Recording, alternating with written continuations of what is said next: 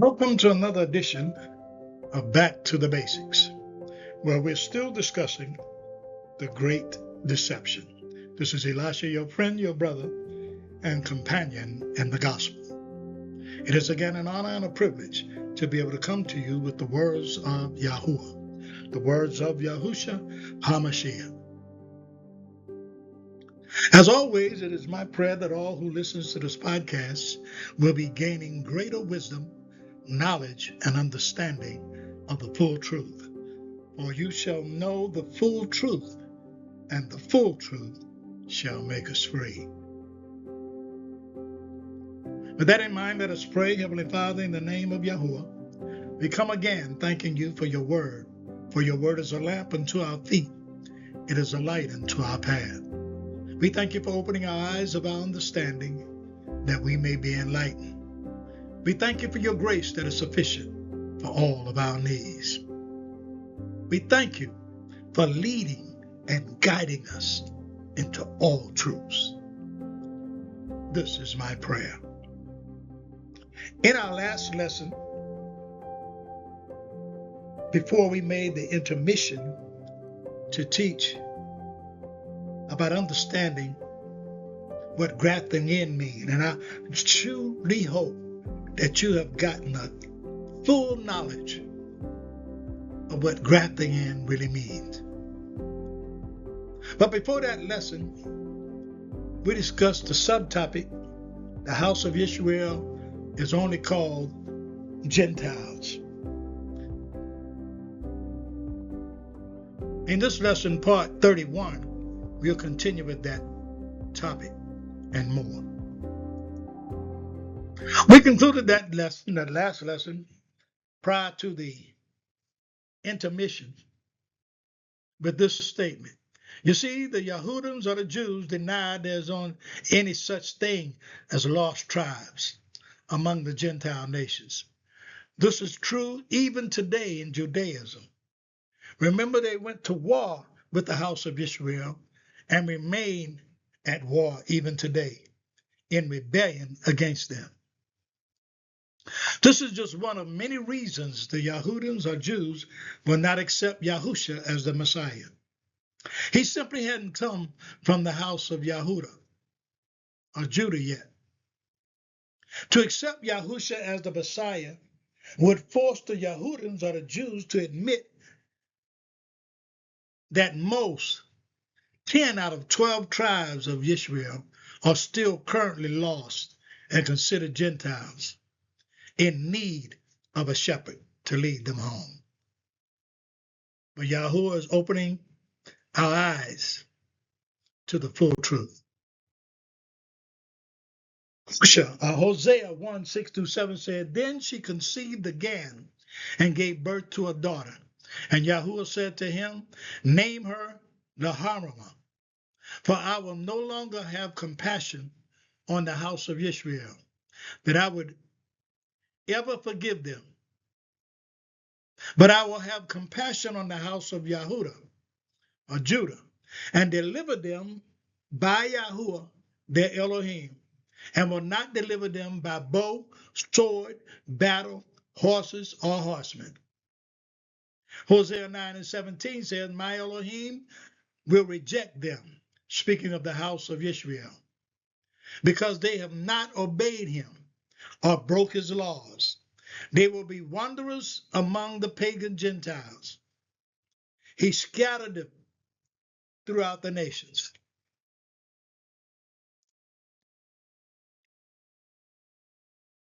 Below, Yahuah speaks through the prophet Yeshayahu or Isaiah of how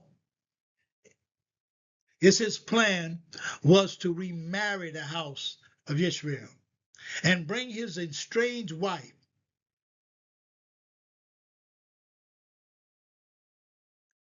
He's going to bring her back and restore her completely.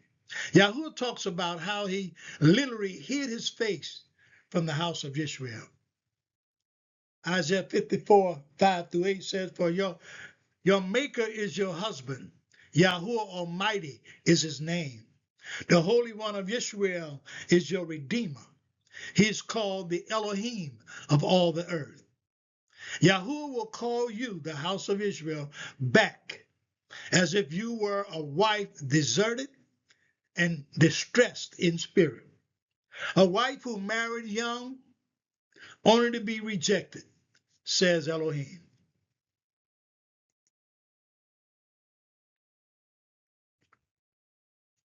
For a brief moment, I abandoned you, but with deep compassion, I will bring you back.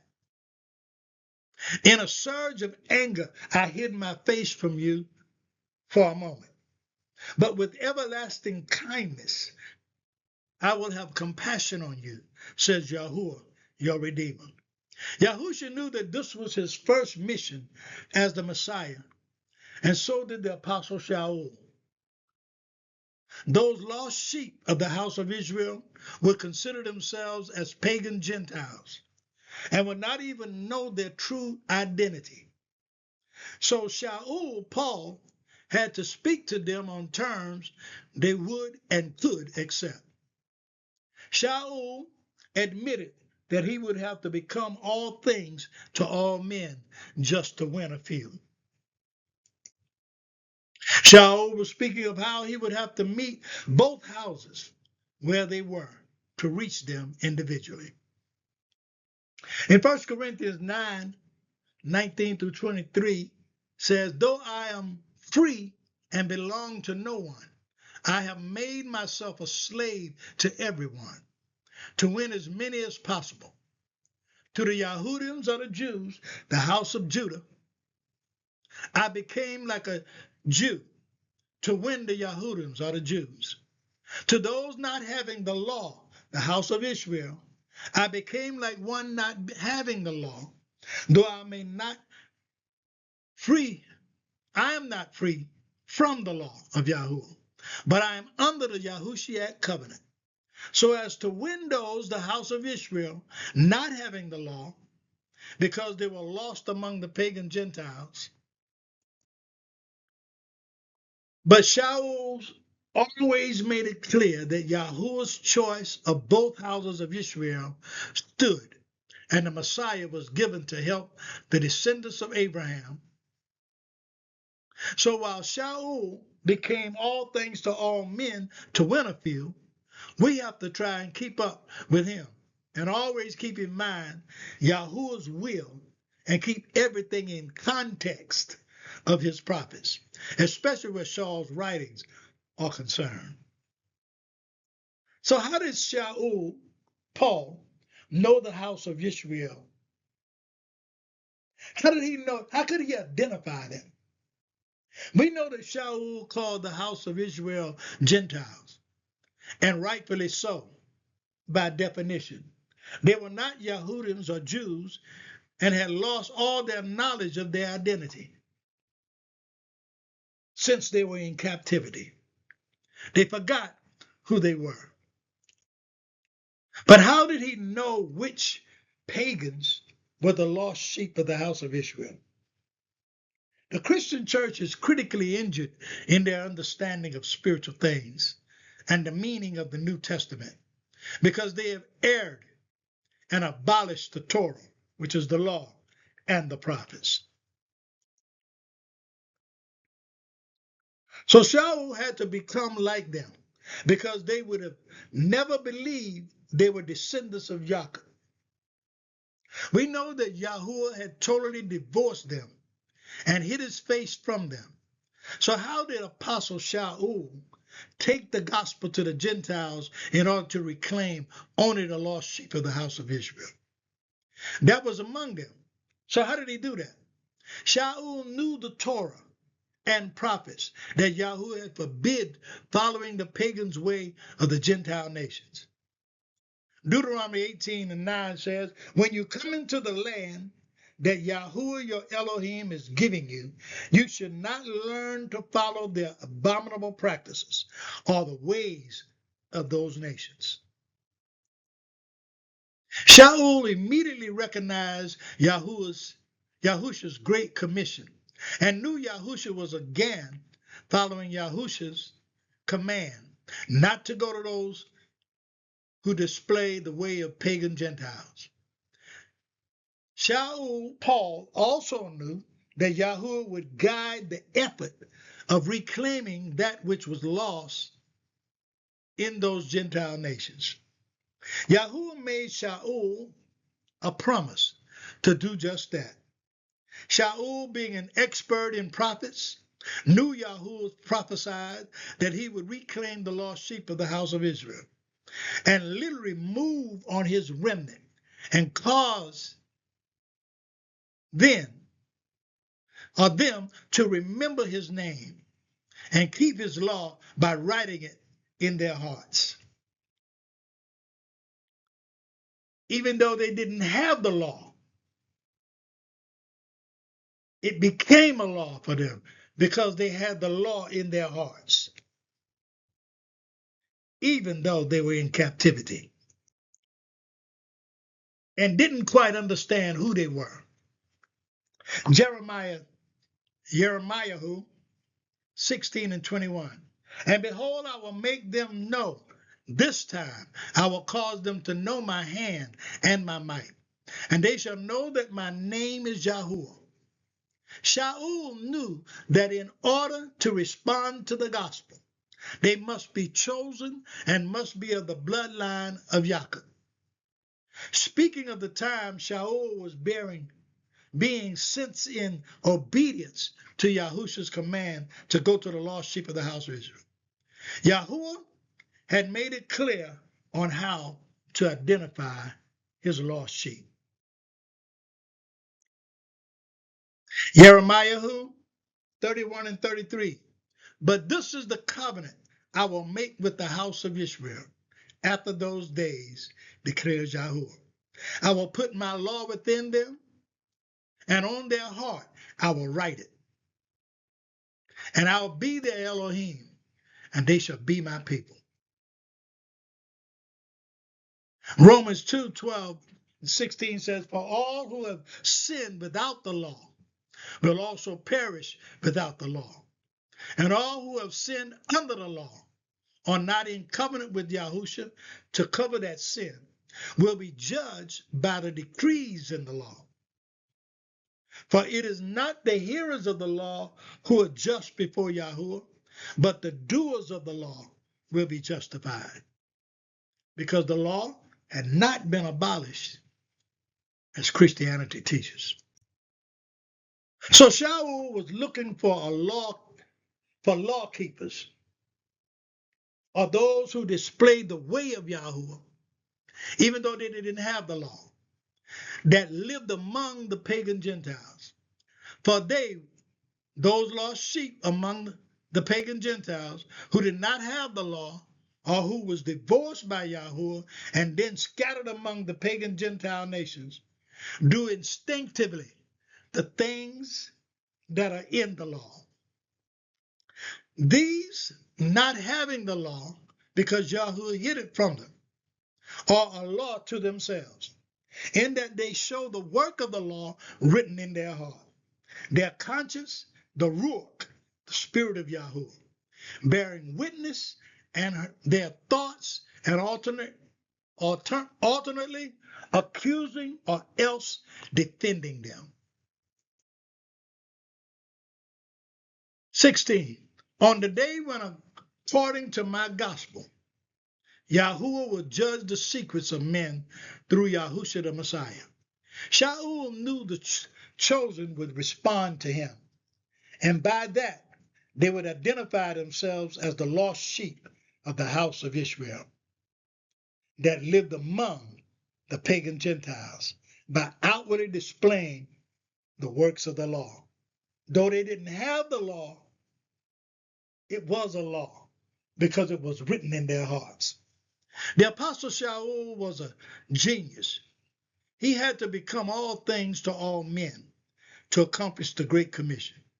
He didn't go to the Gentiles who displayed pagan ways, as Yahushua forbid. He went to those who displayed the works of the law, who were living among the pagan Gentiles,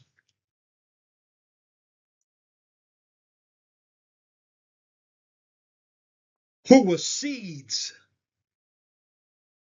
They simply needed some living water which is the gospel, showered over them, and they would spring up, or rather stand up, and be counted as sons of Yahuah. Yahuah had, as promised, written his law on their hearts, and he knew them because they show it by outwardly keeping the law, as in verse 15 we just read. Shaul spread the gospel as a wide net, and as a fisher of men, he sat back and let Yahuah bring to him those of the bloodline of the house of Israel, who had been lost, would literally respond and come to him and demonstrate they were truly Israelites by keeping the law and responding to the gospel message. Remnant Israel, a subset of Israel. Unfortunately, we have to overcome 2,000 years of false teachers who have taught Shaul's writings under the spirit of error. Unfortunately, we all approach Shaul's writings based on what has been passed down to us from generation to generation in the Christian church. I'm going to go through and demonstrate that the Christian church doctrines attributed to the Apostle Paul are in fact in grave error. Let's look at the letter Shaul wrote to the assembly in Rome.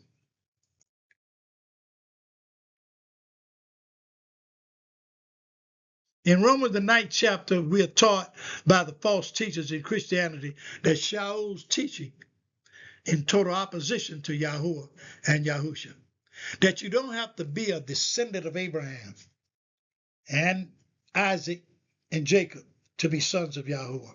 That's what they teach us in the Christian church.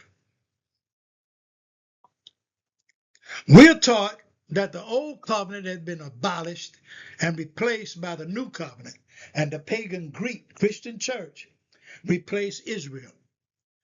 We are taught in error that it isn't blood descendants any longer, but a promise, which can be outside of that bloodline. In our lesson we just got through reading, talking about who can be grafted in, we find this to be very untrue.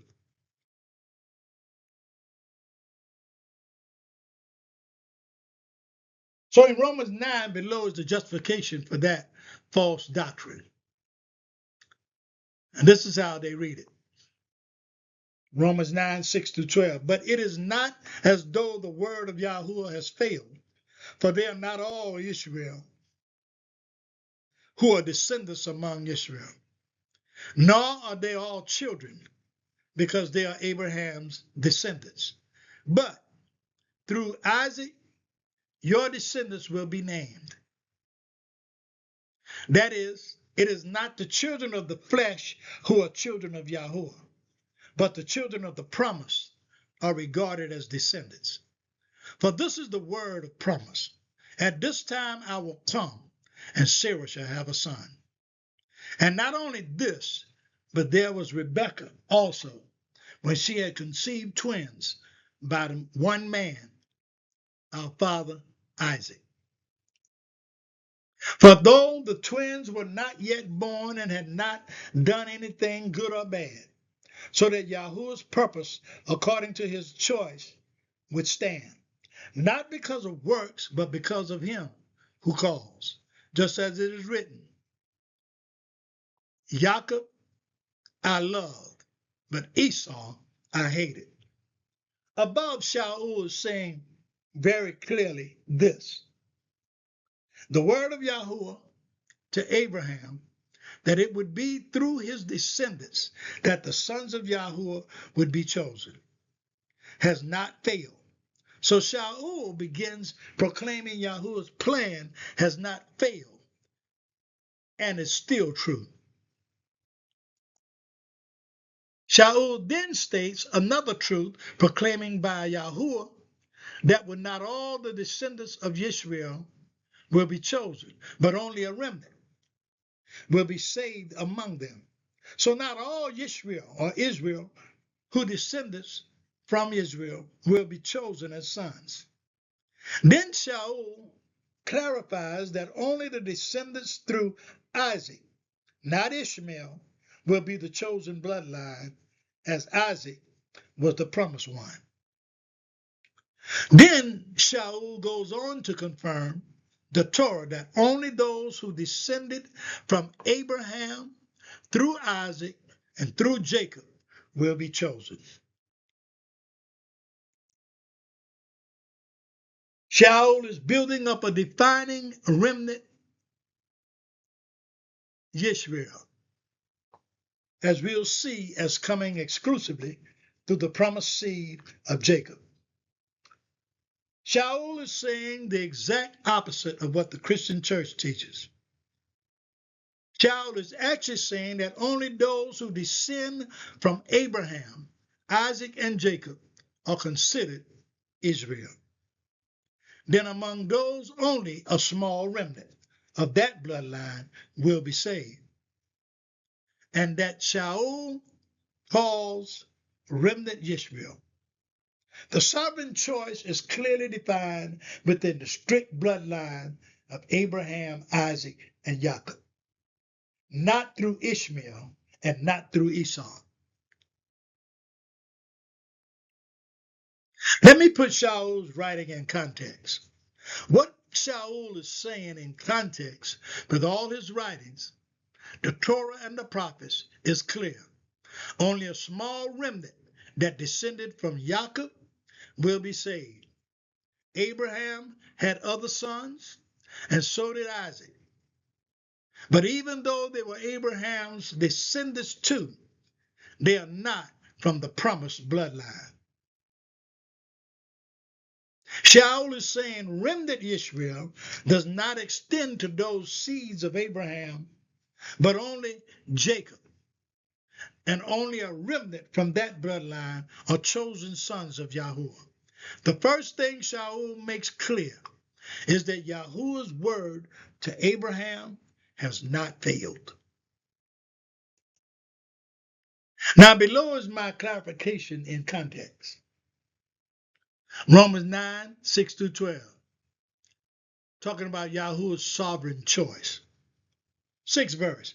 It is not as though the Yahuwah's word has failed, for not all who are descendants from physical Israel are a remnant Yisrael. Only a remnant from that bloodline.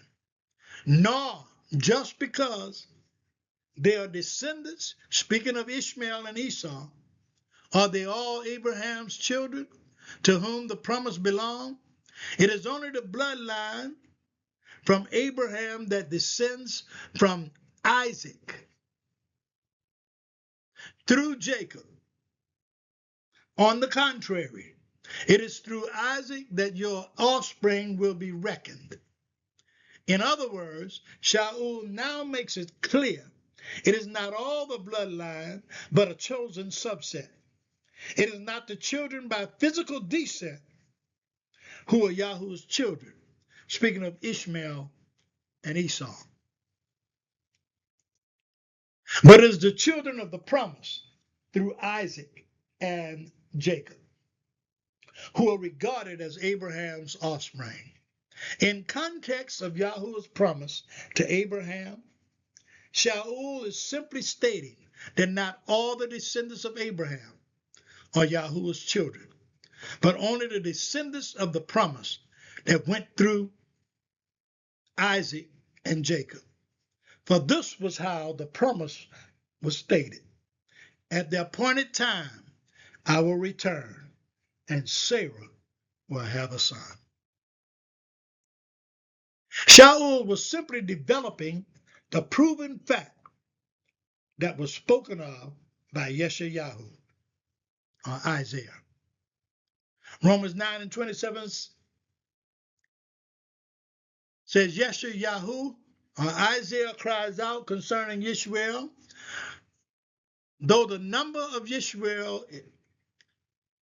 Israelites be like the sand of the sea, only the remnant will be saved.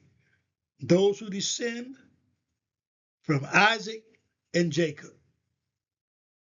Shaul was the one chosen to understand the meaning of the two comings and the true meaning of Israel being a remnant from among the Jews, specifically the house of Yahudah or Judah, and from among the pagan Gentiles, where the house of Israel was scattered. So the fact is that Yahuwah's sons are in this very day is scattered among all nations on the earth and have no idea that they are the bloodline of Jacob, but are waking up now. The elect will be called out, the nations, and will be known by the fact that they have a heart for the law and they know Yahuwah's name. They will literally be physical descendants of Israel, but they will have lost their identity and not know they are the bloodline of Jacob. It was prophesied by Ezekiel and Jeremiah, Hosea and Isaiah and Yahushua, and then confirmed by Shaul that only a remnant from the bloodline of Israel will be saved, and only that remnant from the bloodline of Israel.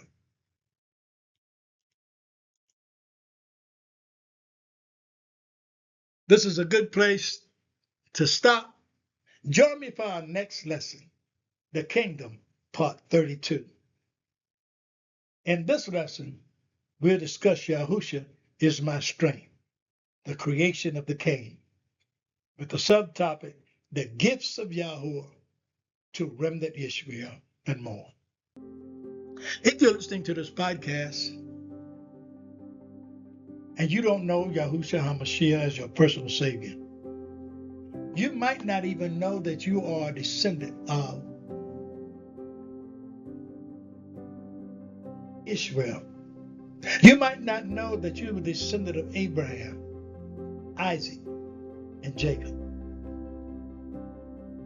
But I hope that these lessons are waking you up, causing you to fall in love with Yahuwah, laws, and his ordinances. And if you're listening and you're not,